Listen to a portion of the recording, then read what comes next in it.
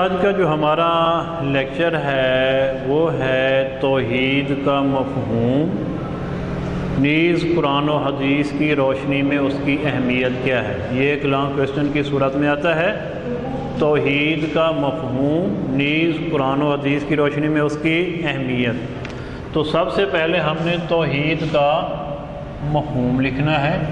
توحید کا مفہوم، تو اس مفہوم کے اندر آپ کو بتایا تھا کہ لغوی اور اصطلاحی معنی آپ نے لکھنا ہوگا۔ تو لغوی معنی کیا ہے جی؟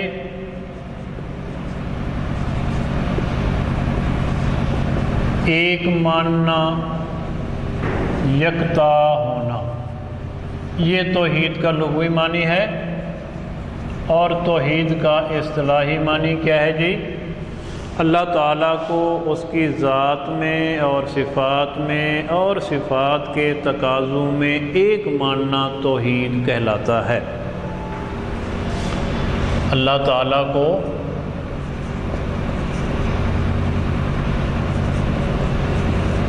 اس کی ذات میں اور صفات میں اور صفات کے تقاضوں میں ایک ماننا یا ایک ٹھہرانا توحید کہلاتا ہے۔ اللہ تعالیٰ کو اس کی ذات میں اور صفات کے تقاضوں میں ایک ماننا توحید کہلاتا ہے۔ اب اس کے بعد ہے توحید کی اہمیت و ضرورت، ٹھیک ہے نا جی؟ اہمیت و توحید کی اہمیت و ضرورت، یہ ہم نے ہیڈنگ لکھنی ہے، ٹھیک ہے نا؟ جیسے لغوی معنی کی ہیڈنگ، اصطلاحی کی ہیڈنگ اور اہمیت و ضرورت کی بھی ہم نے ہیڈنگ لکھنی ہے۔ کیا ہے جی کہ توحید کی بہت زیادہ اہمیت و ضرورت ہے، کیونکہ یہ جو اہمیت و ضرورت ہے اللہ تعالیٰ نے قرآن میں بھی بیان فرما دی ہے اور آپ صلی اللہ علیہ وسلم نے احادیث کے اندر بھی بیان فرما دی ہے۔ اور جو بندہ توحید کا قائل ہوگا تو وہ دنیا و آخرت میں کامیاب ہوگا، ورنہ ناکام ہوگا۔ اب پھر ہم نے اور جو ہے نا وہ ہیڈنگ لکھنی ہے، قرآن کی روشنی میں۔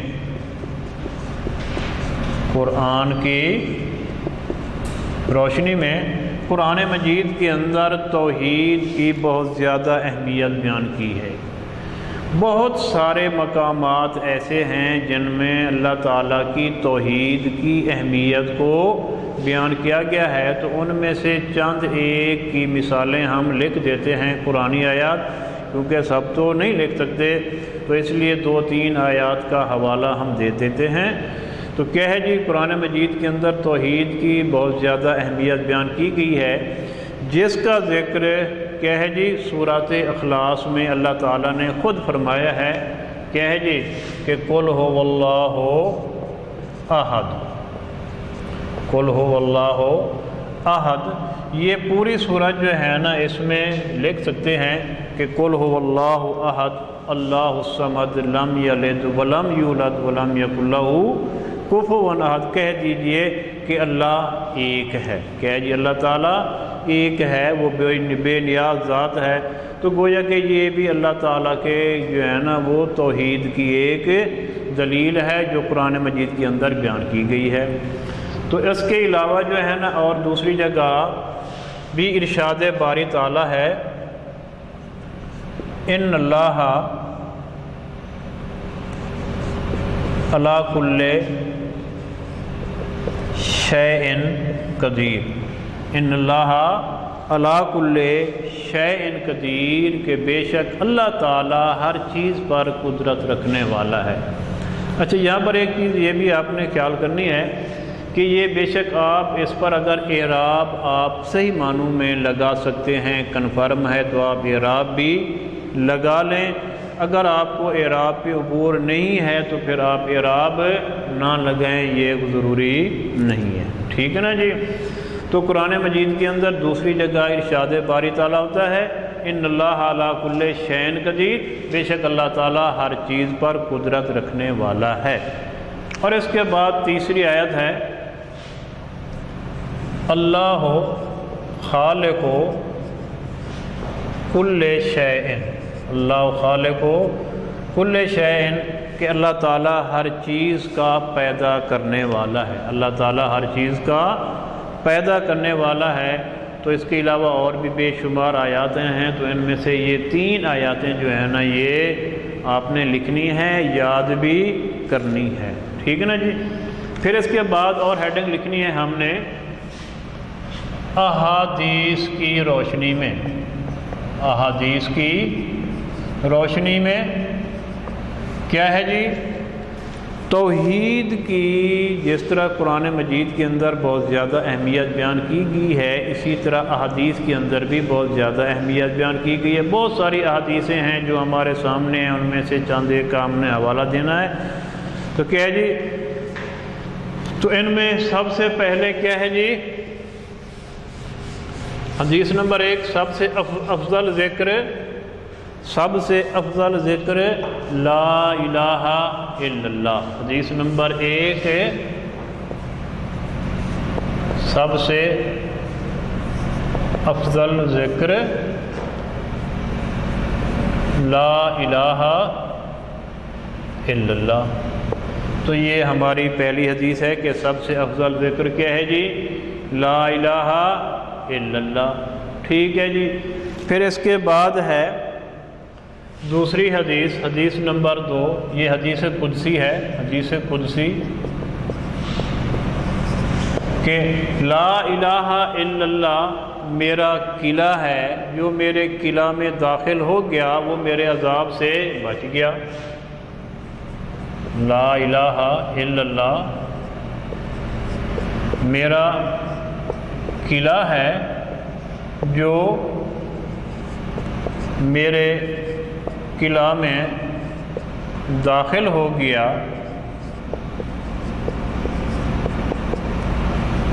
وہ ہو میرے عذاب سے بچ گیا، حدیث قدسی ہے۔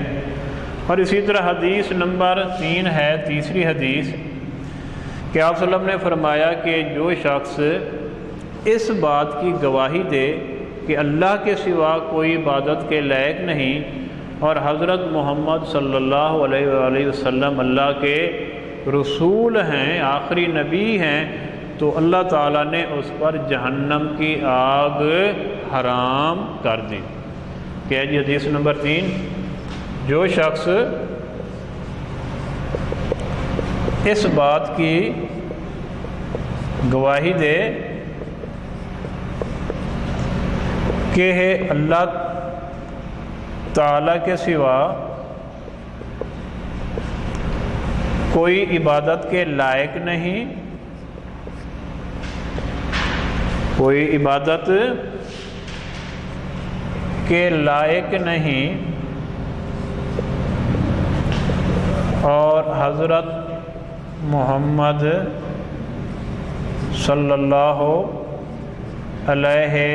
علیہ وآلہ وسلم اللہ کے رسول ہیں، تو اللہ تعالیٰ نے اس پر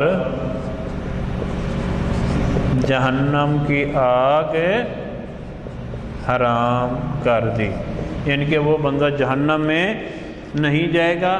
تو اس کے علاوہ اور بھی بہت ساری احادیثیں ہیں کہ جو شخص اس یقین کے ساتھ فوت ہوا ہو کہ اللہ کے سوا کوئی عبادت کے لائق نہیں، حضرت محمد صلی اللہ علیہ وسلم اللہ کے رسول ہیں، تو وہ بندہ ضرور جنت میں داخل ہوگا۔ تو گویا کہ یہ آپ کا ایک لانگ کویسچن کمپلیٹ ہو گیا ہے۔ ہاں، یہاں یہ بھی خیال کیا کریں، بعض دفعہ لانگ کویسچن میں شارٹ کویسچن بھی آ جاتا ہے، آبجیکٹیو بھی آ جاتا ہے۔ جیسے مثال کے پر یہ جو توحید ہے، توحید کا لغوی معنی کیا ہے، تو یہ بھی آبجیکٹیو میں بعض دفعہ پوچھ لیتے ہیں کہ توحید کا لغوی معنی ایک ماننا، یکتا ہونا۔ اور شارٹ کویسچن بھی پوچھ لیا جاتا ہے کہ توحید کا مفہوم کیا ہے، لغوی اصطلاحی معنی۔ اور اسی طرح قرآن کی روشنی میں ہیں جی، تو یہ بھی شارٹ کویسچن آ سکتا ہے کہ توحید کے بارے میں کوئی قرآنی آیت لکھیں۔ یہ بھی شارٹ کویسچن آ سکتا ہے کہ توحید کے بارے میں کوئی حدیث لکھیں۔ تو جو لانگ کویسچن آپ لوگ پڑھ رہے ہوں تو اس کے اندر یہ بھی فوکس کیا کریں کہ یہ اس میں شارٹ یہ بن سکتا ہے یا آبجیکٹیو کیا بن سکتا ہے اور لانگ یہ اس طرح بن سکتا ہے، تو گویا کہ آپ کا یہ ایک لانگ کویسچن کمپلیٹ ہو گیا ہے۔